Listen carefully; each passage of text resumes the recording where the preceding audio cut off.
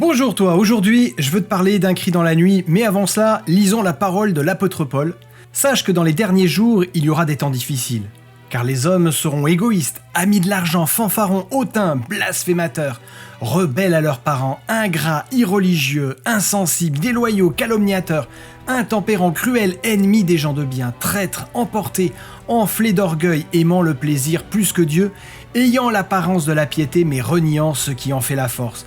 Éloigne-toi de ces hommes-là. Il est 3h30 du matin.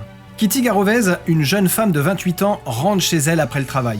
Elle laisse sa voiture dans un parking près de la gare à 50 mètres de son appartement. Soudain, un homme surgit à l'ombre et bondit sur elle. Affolée, la jeune femme essaye de téléphoner. Mais l'homme est plus rapide et la saisit. Elle crie de toutes ses forces. Des lumières s'allument, des fenêtres s'ouvrent, on entend des voix. Mais l'agresseur, un couteau à la main, frappe. La jeune femme gémit et crie « Je suis blessée, à l'aide !»« Laissez cette femme tranquille !» s'exclame un voisin. Intimidé, l'agresseur s'éloigne. Kitty se lève avec difficulté et se dirige vers l'entrée de son immeuble. Mais l'homme revient à la charge et la poignarde à nouveau, puis tranquillement s'éloigne. Selon les enquêteurs, 37 personnes ont pu suivre la scène, mais aucune d'elles n'a levé le petit doigt pour lui venir en aide ou même pour appeler la police.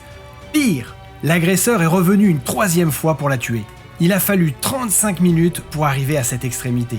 Si les voisins avaient immédiatement téléphoné à la police, Kitty ne serait pas morte. Je ne sais pas comment les témoins passifs du meurtre de la jeune femme arrivent à s'endormir le soir, à serrer dans leurs bras leurs enfants ou leurs petits-enfants sans éprouver un sentiment de culpabilité. Ce qui me fait penser à ce texte de la Bible, l'Éternel dit à Caïn « Où est ton frère ?» Il répondit « Je ne sais pas, suis-je le gardien de mon frère ?» Et surtout, n'oublie pas cette parole de la Bible. Et les hommes diront « Oui, il est une récompense pour le juste, oui, il est un Dieu qui juge sur la terre.